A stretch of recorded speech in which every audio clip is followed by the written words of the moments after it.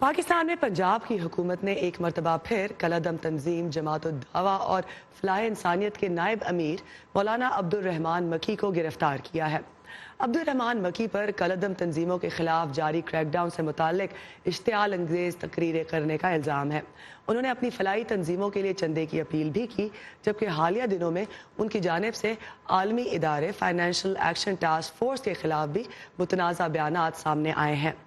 Paris में कायम FATF ने पाकिस्तान से मुतालबा किया है कि वो मुल्क में कलअदम तंजीमों को मिलने वाली फंडिंग को रोकने के लिए मौसर इकदाम करे, वरना उसे ब्लैक लिस्ट कर दिया जाएगा। पाकिस्तान पहले ही इदारे की ग्रे लिस्ट में मौजूद है। ब्लैक लिस्ट होने पर पाकिस्तान को आलमी माली पाबंदियों का सामना करना पड़ सकता है। क्या वजूहात है कि हर थोड़े अरसे बाद ऐसे अनासर के खिलाफ कार्रवाई होती है और वो फिर अदालतों से छूट जाते हैं और फिर वो वापस जाकर अपनी सरगर्मियां दोबारा से रिटेन कर लेते हैं? इसी पर तज्जिया करने के लिए हमारे साथ इस वक्त स्काइप के जरिए वाशिंगटन DC से मौजूद है प्रोफेसर हसन अब्बास, जो कि नेशनल डिफेंस यूनिवर्सिटी से इनका ताल्लुक है। वो ऑथर भी हैं, उन्होंने किताब लिखी है the Taliban revival. Welcome to the show Hasan साहब। सबसे पहले ये बताइएगा कि पाकिस्तान में इस वक्त FATF के ग्रे लिस्ट में है, इदारे की ब्लैक लिस्ट में जाने से बचने के लिए उस पर इंतहा पसंद तंजीमों के खिलाफ कार्रवाई का बहुत दबाव है।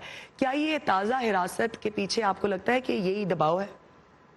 जी, ये दबाव भी है और दूसरी बात यह है कि क्योंकि पाकिस्तान एक सिवियर इकोनॉमिक क्रंच से गुजर रहा है और हम जानते हैं कि IMF के साथ मज़ाकरात चल रहे हैं, बाकी भी प्रेशर्स हैं करेंसी के बारे में, तो इसमें FATF की जो रिक्वायरमेंट्स हैं या जो कंडीशनैलिटीज़ हैं वो और ज़्यादा अहमियत इख्तियार कर गई हैं, क्योंकि पाकिस्तान की IMF की ग्रांट और बाकी जो आलमी इदारों से पाकिस्तान की मदद हो सकती है उसमें रुकावट आ सकती है, क्योंकि पाकिस्तान ग्रे लिस्ट पे है FATF की। और उनकी बड़ी क्लियर रिक्वायरमेंट है कि जब भी किसी भी चीज़ में अगर मनी लॉन्ड्रिंग शामिल है, करेंसी की स्मगलिंग शामिल है, और ख़ासकर ये जो मजहबी इंतहा पसंद जमातें हैं जिनको इंटरनेशनल फोरम से टेररिस्ट ऑर्गेनाइजेशंस डिक्लेयर किया जा चुका है, उनका अगर किसी भी तरह की उनकी एक्टिविटी सामने आती है, जो कि कभी सामने आ जाता है कि फलां मस्जिद में खिताब किया हाफिज सईद साहब ने, फलां जगह के ऊपर उन्होंने लेक्चर दिया, फंड रेजिंग की, ये बहुत ही खतरनाक पाकिस्तान के लिए साबित हो सकता है FATF के एरिना में। प्रोफेसर हसन, ये बताइएगा कि माजी में कलअदम तंजीमों के रहनुमाओं को जेल में डाला गया, मगर वो अदालतों से उन्हें रिहाई मिल जाती है और उस पर फिर जवाब ये आता है सामने कि पाकिस्तान के खुद मुख्तार अदालती निज़ाम के फैसले हैं। क्या अदालती निज़ाम का ये मसला है या मसला संजीदगी की कमी का है? जी, अदालती निज़ाम पाकिस्तान का यकीनन हम जानते हैं अनफॉर्चुनेटली डिसफंक्शनल है, लेकिन फिर भी बहरहाल अदालतें, जब से लॉयर्स मूवमेंट हुई थी उसके बाद से अदालतें बहरहाल मौजूद हैं। लेकिन बात समझनी ये ज़रूरी है कि ये जो क्रिमिनल जस्टिस सिस्टम हम जिसे कहते हैं, इसके 3 बुनियादी पिलर्स होते हैं। जो कोर्ट्स, उसमें से एक है, सबसे पहले पुलिस है जिसने केस बनाना है या एविडेंस लेके आना है। अगर आप किसी को अरेस्ट करते हैं इस बिना पे कि वो मेंटेनेंस ऑफ पब्लिक ऑर्डर है और उसके बाद बारे में आपके पास एविडेंस नहीं है, या एविडेंस जिनके पास है वो देते नहीं है, तो फिर कोर्ट्स के लिए ये मुमकिन नहीं है। कोर्ट का मैं डिफेंड नहीं कर रहा, कोर्ट की डिसफंक्शनल होना या कोर्ट की कमजोरियां अपनी जगह पे हैं, लेकिन वो तब कुछ कर सकते हैं अगर पुलिस या इंटेलिजेंस इदारे जिनके पास इनके बारे में मवाद मौजूद है वो अगर दें, प्रॉपरली इन्वेस्टिगेट हो।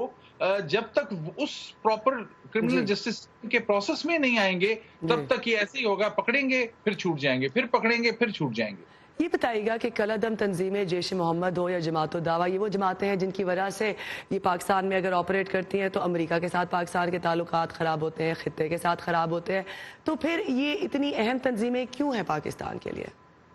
देखिए, अमेरिका या बाकी दुनिया तो बाद में आती है। ये जो मजहबी इंतहा पसंद जमातें हैं, ये तो पाकिस्तान के अपने लिए वबाल जान बन चुकी हैं।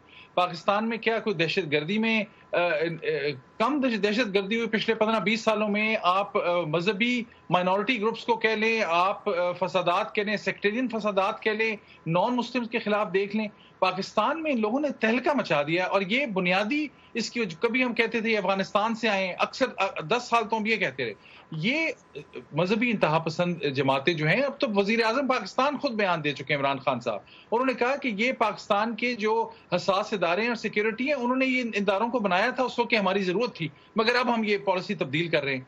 ये पॉलिसी तब्दील, हर बंदा ये कहते हैं पॉलिसी तब्दील कर रहे हैं, पॉलिसी तब्दील होते होते हम कुछ वक्त तो देंगे, लेकिन ये इसमें कोई शक नहीं है कि ये चाहे इंटरनल पाकिस्तानी पॉलिटिक्स हो یا پاکستان کی جو انٹرنیشنل ریلیشنز ہوں، یہ اس کے لیے وبال جان ہیں. ان مذہبی انتہا پسندوں کو جڑ سے اکھاڑنا ہوگا، جس کے لیے ایک بہت کمپریہنسو پلان چاہیے. نیشنل ایکشن پلان کو ایکسپینڈ کرنا ہوگا، اور ابھی اس بارے میں کوئی ہمیں بہت زیادہ ڈیولپمنٹس نظر نہیں آ رہی. جی، یہ تھے ہمارے ساتھ professor Hassan Abbas, national defence university سے. Thank you so much for being with us sir. بہت